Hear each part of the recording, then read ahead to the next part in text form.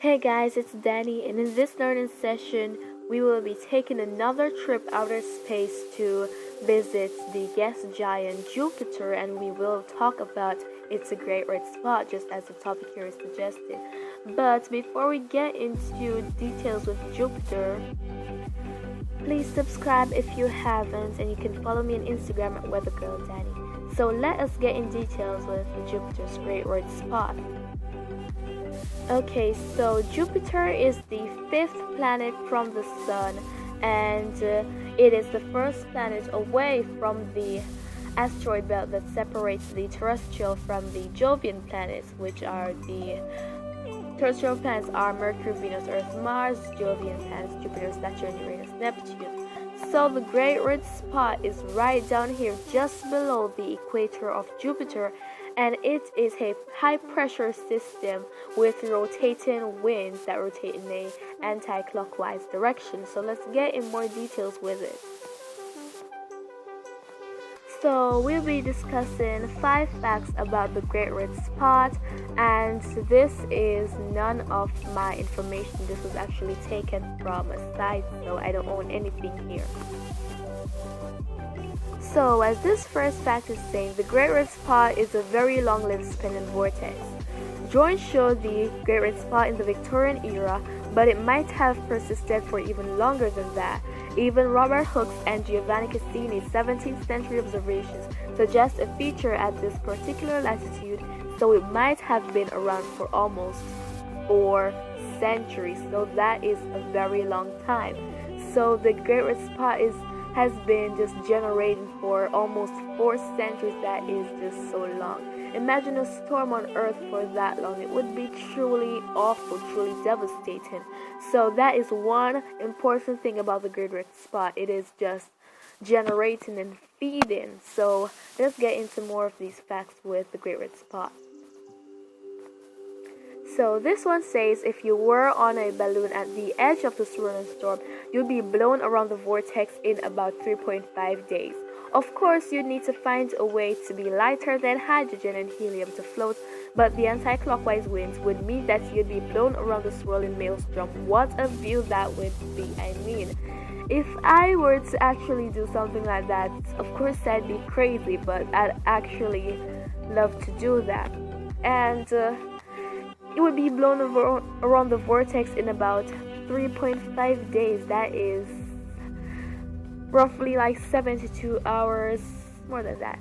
So the storm is actually so big that you can actually fit 2 Earths side by side in it, and you can't even go around Earth in 3.5 days. It would take a much longer time than that. So to actually see something like that, see someone blow around the vortex, that would be entertaining. What would kind of be boring because you'd just be sitting and watching the person go around the storm, but I mean, it would be truly fascinating. And as it says here, you have to be lighter than hydrogen and helium because helium is very light. Helium floats, so yeah, you'd have to be way lighter than helium, and that is impossible. It is impossible, but if it were to be possible, I'd love to see it. Alright, next one. The Great Red Spot has been shrinking. We've known this for many years as the size measured by Earth-based and space-based observers, including the Hubble Space Telescope, has been tracked over time. Voyager measured a width of 25,000 kilometers in 1979, but that's now decreased to as small as 15,000 kilometers. But the shrinking is not continuous. It went through a period of rapid shrinkage in 2012 to 2014, but has now appeared to stabilize at the new smaller size. Who knows whether we'll ever witness the death of the spot? So, with that one, I mean, the storm is very old and has been around for 4 centuries. I mean, we hardly have persons living to see 1 century. And of course, we probably witnessed the death of the spot because it's been there for so long, it must come to an end sometime, right? So I'd love if I could actually witness seeing the death of the spot, like a video. Yeah, it would be awesome because to say that the storm has been around for so long and baffling scientists for many years, it was really great to actually see the death as it is gone. But of course, it is decreased by 10,000 kilometers, so from 1979 to now, it is quiet. Yeah, quiet is a very good shrinkage, but actually, as it says here, it is not continuous, so we wouldn't actually see this happening again for a very long time. That is, if it doesn't intermittently shrink.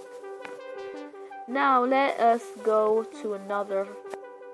The great red spot appears to roll like a ball bearing between two of Jupiter's colorful color bands, the brown south equatorial belt and the white south tropical zone. The westward jet that separates these two bands is deflected northwards around the vortex, making the storm rotate anti-clockwise, meeting the eastward equatorial jet and causing lots of turbulence, chaotic structures to the northwest of the storm. So, of course, with the color you can actually see in a picture of Jupiter. So with all that confusing explanation, you're actually seeing the different colors, the whites, the browns, yeah. So that was a pretty long explanation, but it's not a very exciting fact as the others. So let's see what number 5 has in store for us. The Great Red Spot consumes smaller storm plumes, vortices, and storm clusters moving along Jupiter's jet streams can be seen being engulfed by the storm. Maybe this provides the extra energy and angular momentum needed to sustain the swirling anticyclone.